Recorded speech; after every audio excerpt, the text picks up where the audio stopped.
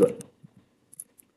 Now, I want to talk about this FT. Maybe many of you know this already, but I need to talk about this because HEMT is good for its FT. It has high mobility, so its transit frequency is very high. So what is FT? Sometimes it's called cutoff frequency. It is the so-called small signal gain. So this is a transistor. I apply a current to it, and then I measure the output. And I find the I out divided by I in, which is equals to the current gain. And when it is 1, that frequency is the FT. Now, some of you may get confused, right? You don't answer. Let me challenge other people. Isn't that this is insulator? How I can put in the current?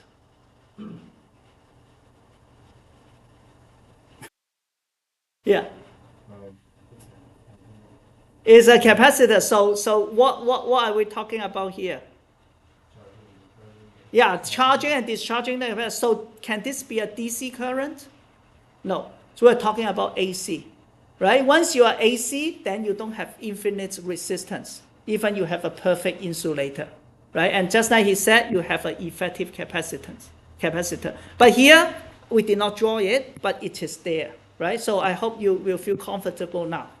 And particularly, we're talking about high frequency, right? So let's draw the small signal of this. Now I realize that I did not teach you the small signal model of MOSFET. Many of you have learned it, but just trust me what it looked like. So this is the small signal model.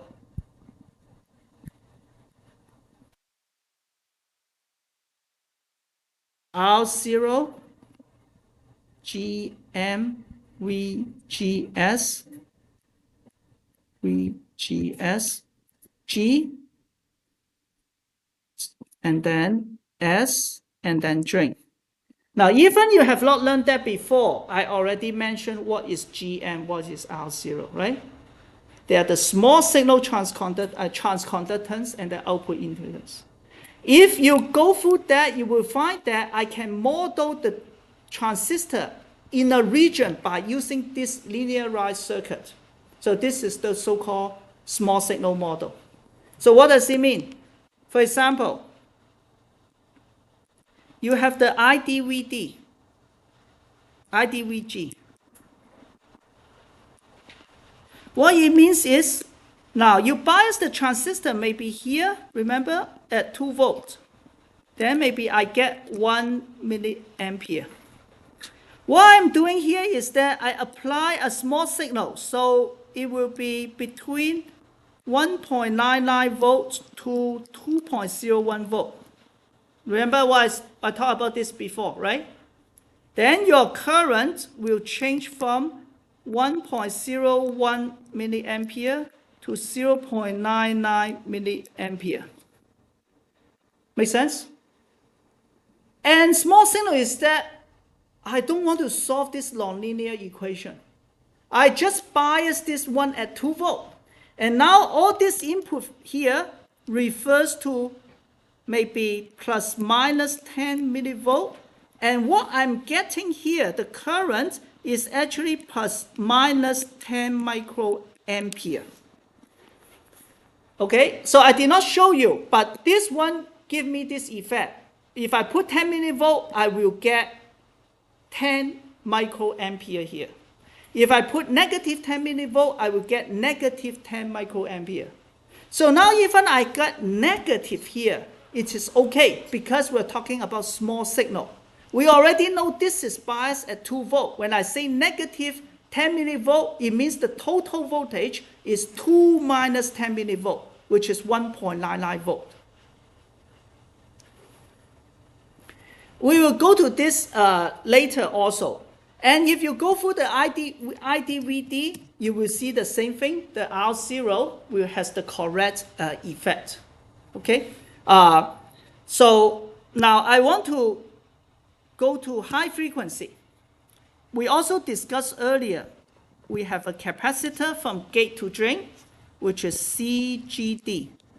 We also have a capacitor from gate to source, CGS. We also have a capacitor from source to body, CSB. And we also have a capacitor from drain to body, CDB. Okay? Take it for granted because I showed that earlier. We have 6 capacitors, if you remember. I do have a slide on that. But it's okay. The point is, you agree with me, there is a capacitor between different terminals. It should, right? For any system. It's just whether it's large or small. So for the condition I want to test is this. I say that by definition, I'm going to apply a current which is I in to the gate. And I'm going to ground the output, the drain, right? As it is shown here. This is the definition of finding the current gain. Okay, that is the definition. So you don't need to argue, right? And then I want to know what the current is, ID. Right? Actually, the ID should be here, not here. But eventually, it will be here. ID. Not IDS, but just ID. Now, then we try to make some assumption. First of all, we assume that CGD is small. So I'm going to remove this one. When it is small, 1 over C is large, so it's almost 0. We assume no channel length modulation, means this is very large. R0 is infinity. Right? The channel length modulation means R0 is infinity. Right? Now, because this is grounded, when you have something, have a capacitor, both sides has at the same potential, it has no effect. Right? Because we just argue, we just say that only potential difference has physical effect, right? Now they're the same throughout the whole process, they are not doing anything. Because of this one is gone also. Now we forgot to say that source is also grounded, so this capacitor is also gone. So very messy, but let me redraw it. Now you have a circuit like that. This is I in. You go to here, you get CGS, and then you have this, what we call the voltage control current source. The current is GM times VGS, where this is VGS. And that's it. And this is grounded, this is ID. Is that okay? So we're saying that both drain and source are grounded? Yes, but first source need to be grounded because it is biased as constant voltage. The drain is also grounded because by definition, to find the current gain, we need to, I don't know why this is gone. We need to ground the drain also, okay? And that's why this has no effect. So now my question is, what is the gain? AV equals to I out, which is ID divided by I in, right? But what is I out? I out, of course, equal to ID, which is GM-VGS. This current is GM transconductance times the VGS. And what is VGS? VGS is just the voltage, the current I in times the impedance, which is S times CGS. So this is something you need to swallow again if you forgot. The impedance of a transistor is 1 over J omega divided by the capacitance. Okay? So I in got cancelled. With this, then I have this equal to GM divided by J omega CGS.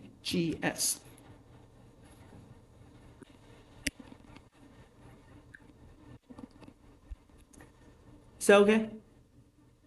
So it's all math. I know it is a little bit confusing. But you can do it if you sit down.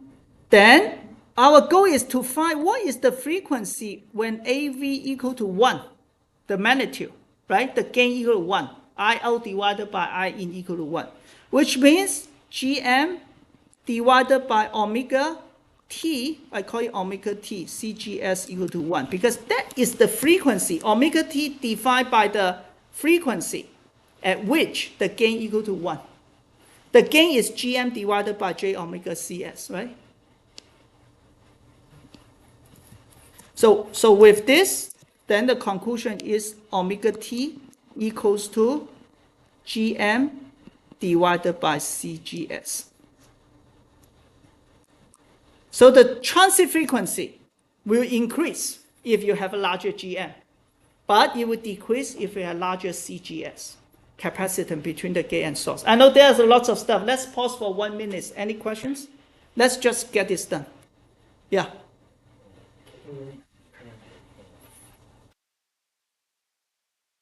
Correct. You cannot, because current equal to voltage divided by impedance. And now your voltage, right, potential across it is 0. So you don't get any current. If you bias 2 terminals with 0 potential, you will not get any current. Okay, then this is different. This is something called voltage control current source. It's just a model. It's not a real physical thing. We use it to model the fact that when you change the gate voltage, the current in the string will change due to the conductance effect. Right? Then you think about the physics. Why it changed? Because when I increase the gate, the electron density increase. So then I have a larger current.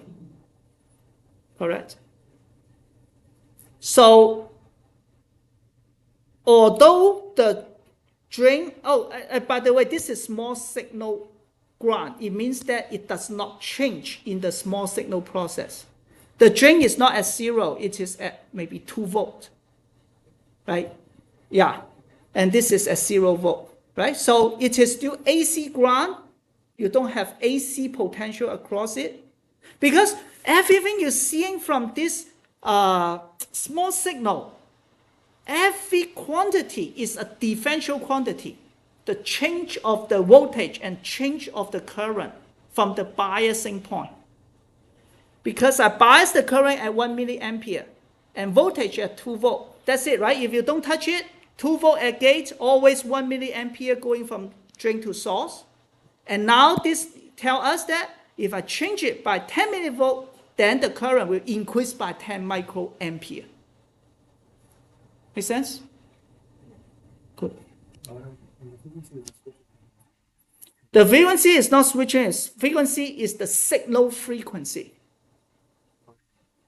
Yes. So you can go from 1 hertz, 10 hertz, 1 gigahertz, 10 gigahertz.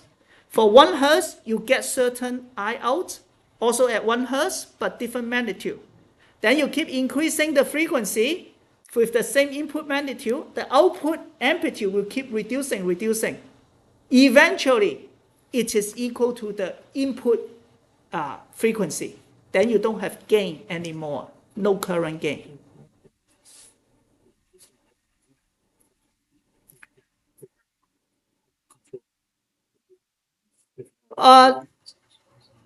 Yeah, because if your current has no gain, then it means that your transistor is no use anymore. You use your transistor for amplification. Yeah, transistor is for amplifying small signal. Right? Yeah. Although here from voltage to the to here, right? Yeah.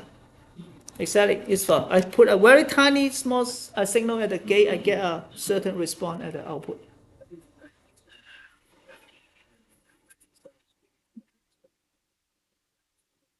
Exactly. It's a figure of merit, yes. You don't really operate at this frequency. Yeah, because your circuit is not going to work, right? But if you have large FT, then it means your gain will be good, 1/10 of the FT. right? So you can say my device can operate to that frequency. So the frequency is 200. Always when frequency is high, the gain will reduce, right? It's just a trade-off with the nature, no free lunch somehow, right? So you always want to engineer to higher frequency. Higher frequency give you a larger bandwidth. You can put more signal into the air. But however, it becomes more and more difficult to manipulate.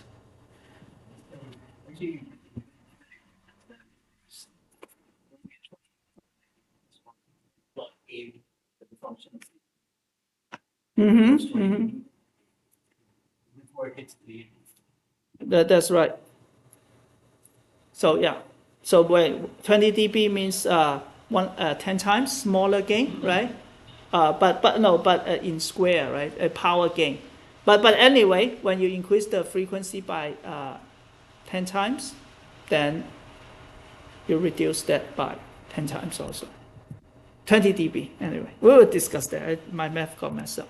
Now I say so this for what?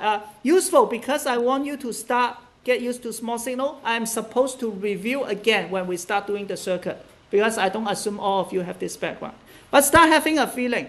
All you need to get back today is there's something called transit frequency, very important, right? Another is called Fmax.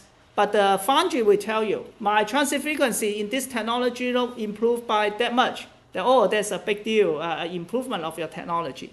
Right? We can operate at higher frequency. And how it depends on GM and CGS. Right? This is the only thing you need to know now. But later when we review the small signal, I would like you to understand what I'm deriving here.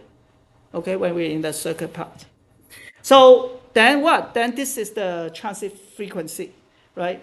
So look at the figure here. He asked about the gate length, right? For different material, for example, silicon. This is silicon MOS. If I have 100 nanometer gate length, the cutoff frequency or transit frequency is about 1, 2, 3, 4, 5, 6, maybe 60 gigahertz. Okay? But if you use this HEMT, right, modulation to FET, the transit frequency can go to 500 or 400 gigahertz, almost 10 times, because you have higher mobility, right? So this is a plot that is pretty useful, but this is pretty old also, right? Nowadays, this keep going up, and I don't think this can go up easily because of the control. Here we have the FinFET, right? But let's just do some math, right? So we know that what is Ft, just from the previous slide, it is Gm divided by 2 pi. Now here I give you omega t, right? Omega t is 2 pi Ft. This is radiant frequency, right? So this is Gm divided by 2 pi CGS. But I have something new for you, not just CGS, also CP. What is CP? That is a very lazy way for engineer to deal with problem. Parasitic capacitor. Whatever you cannot derive, is just, it's there, parasitic. Okay? So I know that I'm wrong, and I shamelessly just put something to show that I'm right. So all those physics people don't like us in our paper. Yeah, the full measurement or to account for the discrepancy of your model there. It doesn't work because I did not think about parasitic, right? And it worked pretty well for engineer. We earn money by this. Your CG is basically just one dimensional. Do you see that, right? But how about this fringing field? You definitely have the parasitic, yeah? And then we just say parasitic here. Okay, so then if we lost it with right, velocity saturation, we also discussed already, we say the Gm equals to W times the saturation velocity times Ci, and that is from here, right? We say the Gm equal to the width times saturation velocity times Ci, which we do partial differentiation on this one, right? So then what is Ft? Then Ft, I just plug in, equals to W VSCI divided by 2 pi CGS plus CP. I want to arrange it a little bit. It becomes Vs. I divide the denominator and numerator by W Vs, then I get, am I right?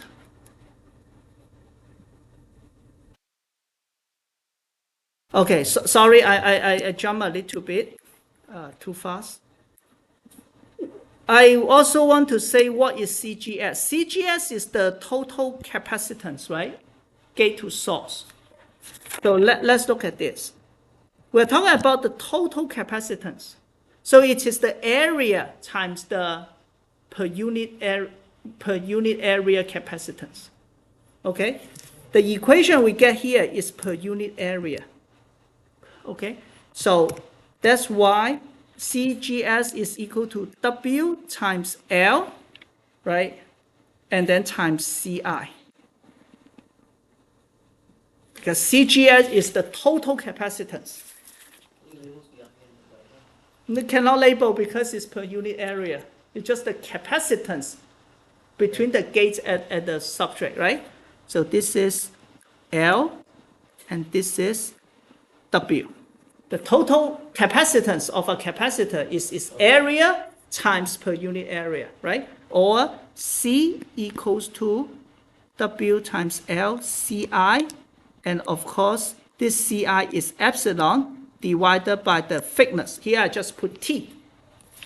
Okay? Question? Yeah. So this capacitance forming kind of substrate from T2 down to the No, here, no. Only talking about this, do not think about depletion. It's talking about this due to the barrier. This one, the one we just spent time to talk about, it is this capacitance due to the barrier and also the central. Yeah? Make sense? This capacitance is due to just like the MOSFET oxide. Okay, I think it's 47 already, so let me just finish this. So this one will become, let me just quickly finish this. I'm a little bit slow today. WLCI plus CP, I substitute it, then I do the division, then I get 2 pi, and then this is going to be, what's that? L plus CP divided by WCI. Okay, I just divide the top and bottom by WCI. So this is gone, and then divided by WCI. Then how do you increase the FT? If you look at this equation, how can I increase FT by this one? Lower parasitics? No, I want you to look at the last equation. Reduce the gate length, just like what you said, right? You want to go even shorter, or reduce the parasitic, of course, yeah, or increase the saturation velocity, right?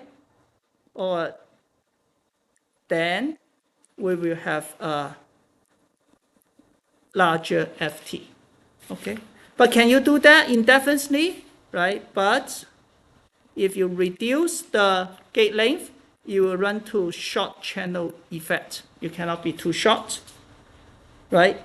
And also, CP will dominate. Yeah, you keep reducing the main capacitor, but CP is there. It's just like here.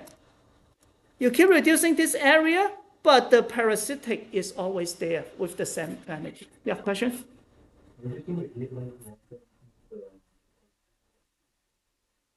Reducing the gate length may also reduce the output impedance.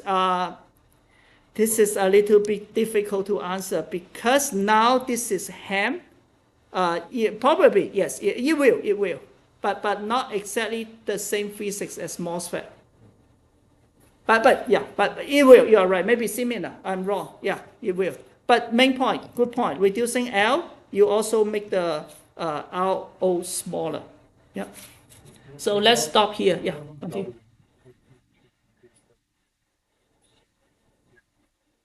How much you can reduce until you? Oh, how much can you go? No, Oh, I see. You mean you keep increasing the width so this one is gone? Now this is I mean, at some point, your transistor just going to avoid it. so there are a few things. First, this is a simplified one. First of all, if you increase the width, your gate resistance is going to increase because you need to drop in the contact from somewhere. Then you will feel the gate resistance because you need to propagate along this line, right? You need to put in the signal, right? You cannot be too wide. Of course, you can do multi fingers, but then in that case, you will have the overhead of doing the bending, multi fingers. How far you can increase? Actually, no one's. So the other factors, I think we have to. Yeah. Yeah. Exactly. And if you, Yes, yeah, they will dominate, but not really because they go up at the same time, right? Because CGD also depends on the length, right? But yeah, CGD is like length, width, right? Width times, yeah. So they go up at the same time. So he's saying like, what if we keep increasing? Actually, not much is limiting, but the point is when you're getting too large, then you have a large area, power consumption. So is this something you can afford, right? Then you have a lot of a secondary effect. And then, of course, then the one I say you may have a lot of parasitic resistance, right? You need to drop the contact to the gates, and now your gate is a long metal wire. So it has a large resistance, right? Unless you try to drop from different parts, then your process becomes more complicated, or you use the so-called finger structure, but then you have the overhead when you're in the bending region.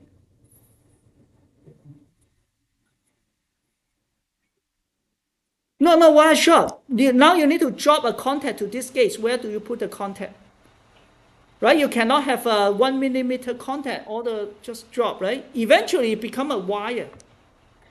Eventually, there's a place you have a wire going in to touch it, right? Yeah, if it's from not resistant, you need to drop at a place. Let's say you drop here, then you need to propagate signal to here. There's a big there's a resistor. When it's very long, you have the RC delay. Yeah.